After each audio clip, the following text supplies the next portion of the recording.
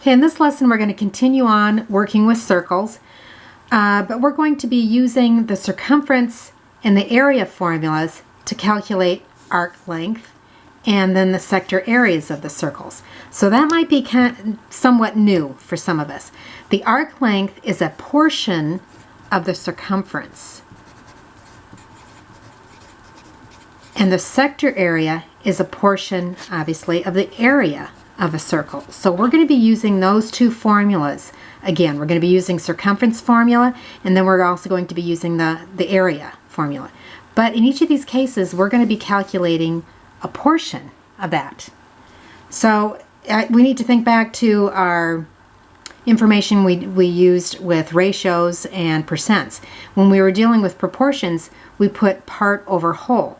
Well, we know that the total degrees in a circle is 360 degrees.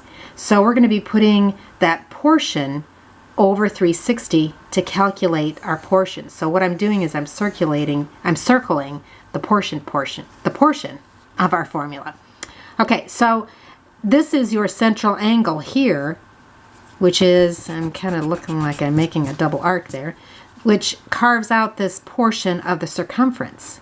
So this angle carves out part of the circumference. The same angle also carves out part of our area. So it kind of makes sense that we're going to be using the formulas for circumference and area. So we're going to work a couple problems here. In this one, we're asked to find the length of an arc that is carved out of a 135 degree angle in a circle having a radius of 7. So a 135 degree angle looks pretty close to what we've got in our example here. What is the sector area carved out? So we're going to be finding the length of the arc as well as the sector area. So we're going to be using both of these. So again, I want to go to that portion. I want to look at 135 over 360, and we could go ahead and actually we could reduce that, to lowest terms. I don't particularly want to encourage that, because I think something that a lot of students like is just plugging in our whole formula and then grabbing the calculator and just plugging it, clicking it all in and working it all in one fell swoop. So that's kind of what I'm going to shoot for. So we're going to work on arc length first. Again, this is our portion. So I'm going to start my formula with that portion, 135 over 360. But again, I'm going to go back up to my formula. I'm going to be pulling out the formula and utilizing the formula for the circumference of a circle. So times 2 times pi times radius, if that's what I want to do. But instead of writing radius, I'm going to plug in the radius that I was given, which was 7.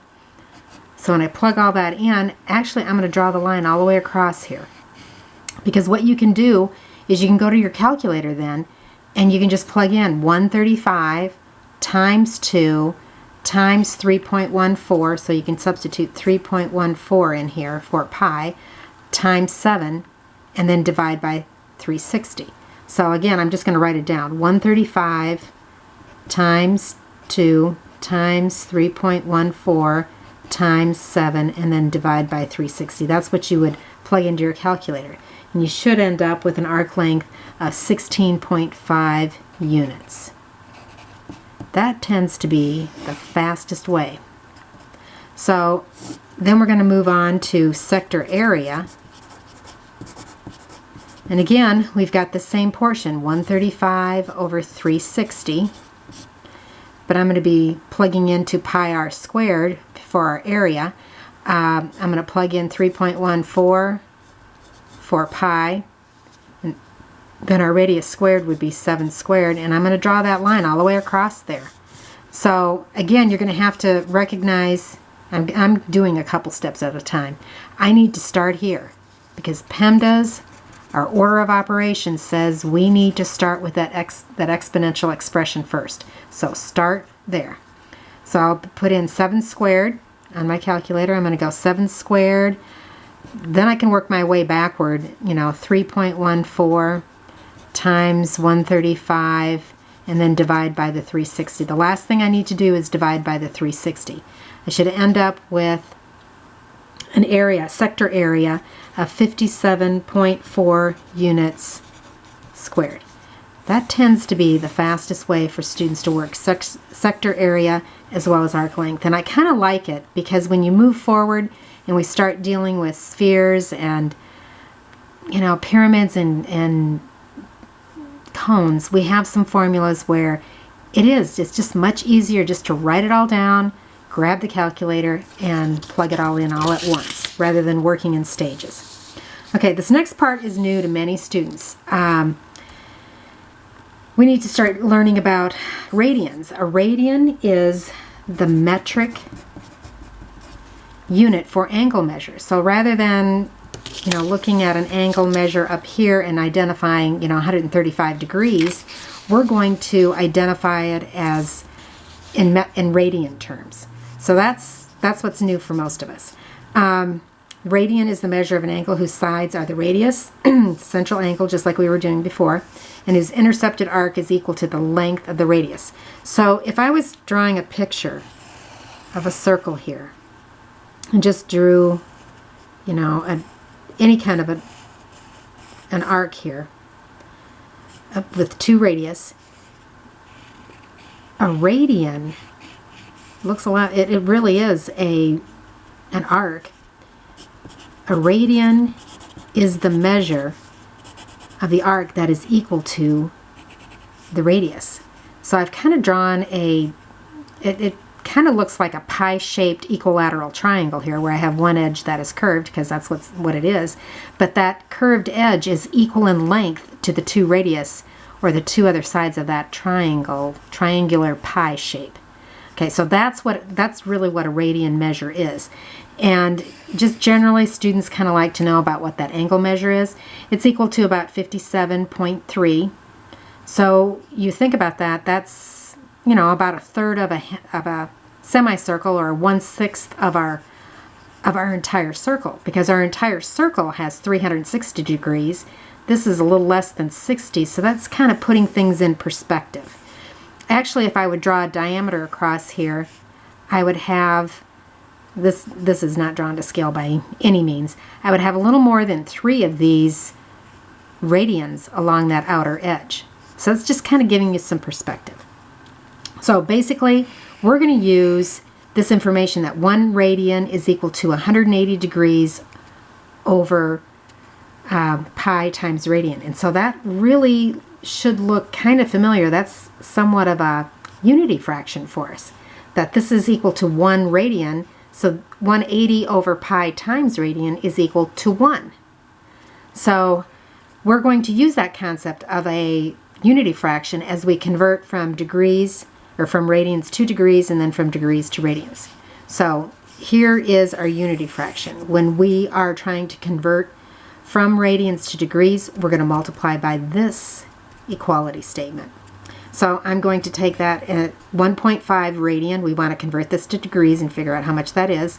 Would be 180 over pi times radian. So you can see that the radians are going to reduce diagonally.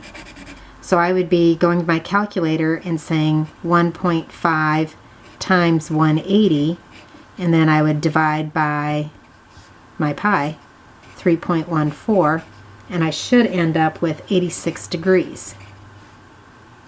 This just takes a little practice to get comfortable. It's not hard, it's just trying to get comfortable with the notation and the conversion piece here. So when you think about it, if 1 radian is 57.3, then 1.5 equals to 86 degrees. That makes sense. That's about right. Okay, so now this one, I'll separate these two. We've got 5/100ths of a radian, and again, we're going to multiply by our unity fraction. So we have 180 degrees over pi times radian. And we use this unity fraction because we wanted our radians to reduce diagonally as we multiplied here. So then you'd go to your calculator and you'd say 0.05 times 180, and then we're going to divide by 3.14. I don't know if my writing out what you should type in the calculator is helping or not, but hopefully that'll start to jive. When we calculate that out, that comes out to be 2.87 degrees. So this is a really small amount. When you think about it, you know, 5/100ths of a radian is a small amount. So that kind of makes sense when we're comparing this to 57.3. We've got a small portion of one of these radians, and 2.87 is a small portion of 57.3. Okay, so our last thing that we need to do with our circles is we are going to convert from degrees to radians. And we do that by multiplying by the unity fraction, pi radian divided by 180, which is going to make sense. When we set this up and multiply, we want to convert 10 degrees to radians. So when you think about that, 10 degrees, if 1 radian is equal to 57.3, 10 degrees is going to be a lot smaller than that. So let's see. We've got pi times radian over 180 degrees. And so you can see that your degree notation is what reduces here. And so I could multiply 10 times 3.14, and then I could divide by the 180, and I'm going to notice I'm not calculating anything with the radian. So when I multiply and then divide, I end up with, well, we left it in pi over 18 radian. A lot of times it's left in ratio fractions. So this business here of multiplying by, that'd be 3, it would be equivalent to, I'm running out of space here, equivalent to about 1/6 pi. Okay, so on this next one, sorry, this is getting kind of funky. I'm going to leave it in pi format because I realize that's probably how you're going to see it. 128 degrees, and we're going to multiply by, again, pi radian over 180 degrees. The degrees is what reduces. So we're going to say, actually it's really more of a fraction problem where you end up reducing both numerator and denominator by 2. So you end up with 64 over 90. And you can reduce that again. They're both divisible by 2. And so that would give us 32 over 45. And then you leave the pi and the radian in it, which seems odd. Forgot to leave my radian in here. Okay,